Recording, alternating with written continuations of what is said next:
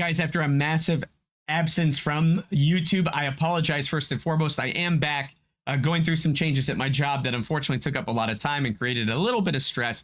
And I did not balance my work life very well. I apologize, but we are back. I am so excited to be covering the news with you guys and hopefully shining a light on the futsal community, the good and the bad, and continuing to charge on and trying to grow the futsal community across the globe. So let's kick it off with going over what's going on in the United States.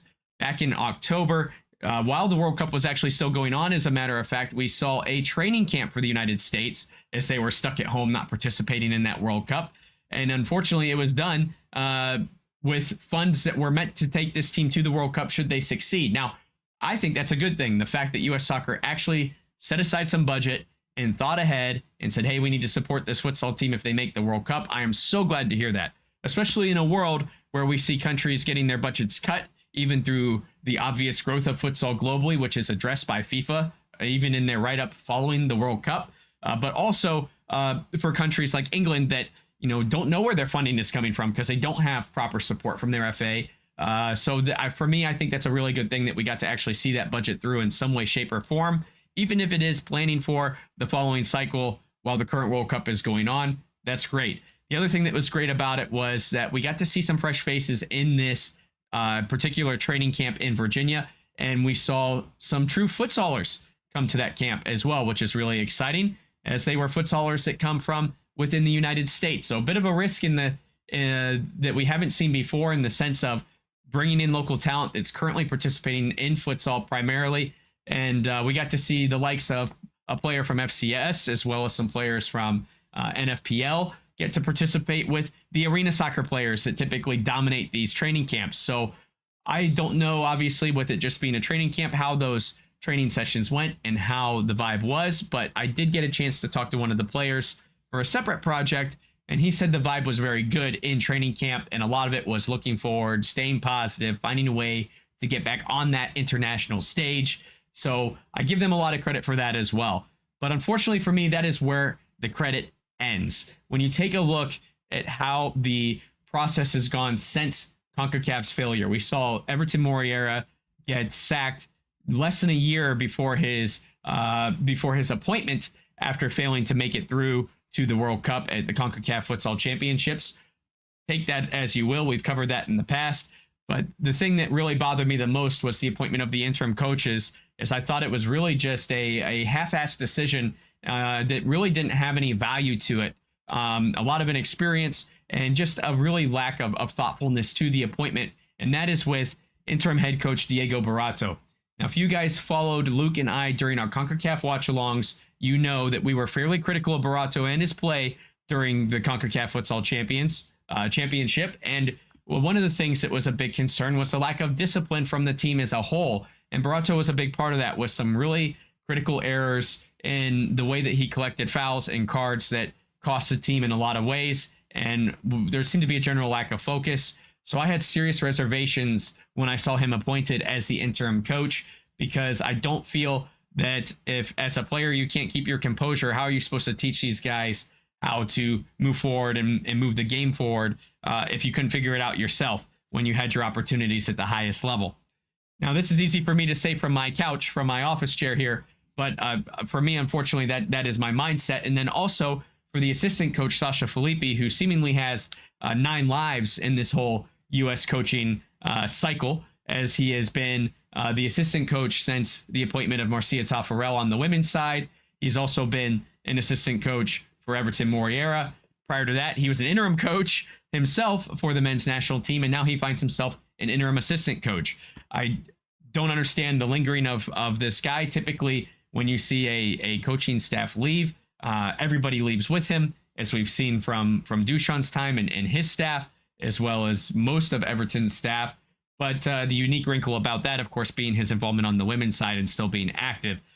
Don't understand the decision. Don't understand why we have someone doing double duty. But at any rate, I just was really unimpressed with the appointments. I don't think that it's going to be anything that fosters the game beyond those fresh faces in the camp. But on top of that, too, another thing that was concerning to me about the camp itself is when you look at the call-up list, you see Diego Morietti, who is our lead goalkeeper, listed as a player. But when you look at the pictures and the social media posts, I couldn't help but notice that Morietti appeared to be in a coaching staff jacket. And from talking to people that have connections to the players within that camp, it sounds like, yes, he did end up taking on a coaching role within the camp in Virginia. And for me, that's taking away a slot from a potential young goalkeeper that may have to take his place before the next cycle as he looks at the latter end of his career. So for me, a lot of just really bizarre decisions as a whole from U.S. Soccer, as well as the coaching staff on the way that they handled things. And I do give them some credit in the sense that people I did talk to said that the camp vibes were very positive, and that for the players that were new, it was a very difficult challenge for them, and a very unique challenge for them that they weren't used to getting back in their hometowns. But in a lot of ways, this is a huge miss. Now, part of the good news is the coaching position is posted on U.S. Soccer's website now. They are actively, at least online, looking for the next head coach. I'm curious to see where things go from here and who gets appointed. I've heard plenty of rumors about who's involved, some decent coaches in the mix, and even a previous coach I think everyone wants to see back is not off the table. So that's also very interesting as well. But I think when you look at what the United States needs to do to move forward, I think they either do need to regress to the coaching staff that was working if possible. There's a lot of things that have to happen to make that work. Or I think they need to look outside of the United States and find a qualified coaching staff that is coming out of the Portugal system, coming out of the Spain system, coming out of a Brazil system or Argentina, that will be able to actually bring some unique experience, professionalism, and culture that is much needed to U.S. soccer. And unfortunately, the harsh reality of that is U.S. soccer isn't willing to pay to invest in futsal now. And in order to bring one of those people in, it of course would cost money. And I think it's money that U.S. soccer is not ready to pay. So I'm very interested to see what goes from here, who gets appointed, when that gets announced, since we're so far away in the cycle from moving on to our next steps.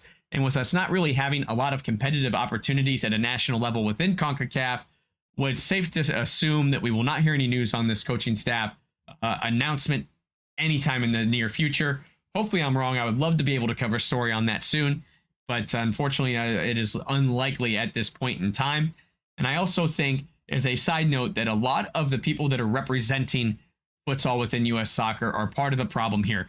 You know, we saw so much dysfunction with the departure of Duchamp and the introduction of Everton Moriera, and what that did to U.S. soccer and as far as its progression within the futsal world in the globe.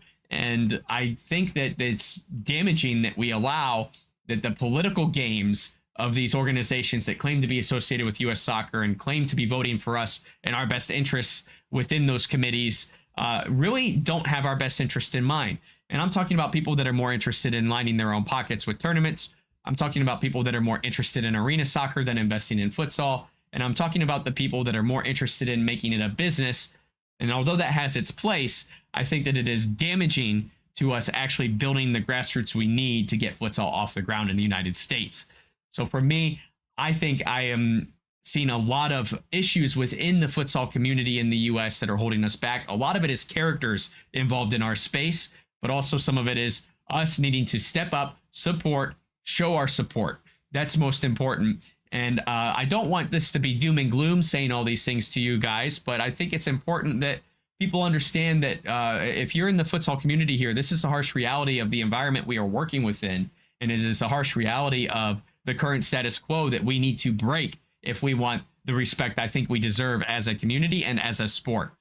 So I'm curious what you guys think. I would love for you to sound off in the comments and tell me if I'm overreacting to what is simply just an interim coach in what is ultimately going to be a throwaway training camp 4 years away from any kind of international competition. Or if you think that we're on the right track here and we are demanding more so that we can continue to grow this sport for the betterment of futsal and for the betterment of U.S. soccer and its performances in futsal within the international levels. I can't wait to hear from you guys in the comments and what you think. And until I hear from you then, don't forget to play with your soul.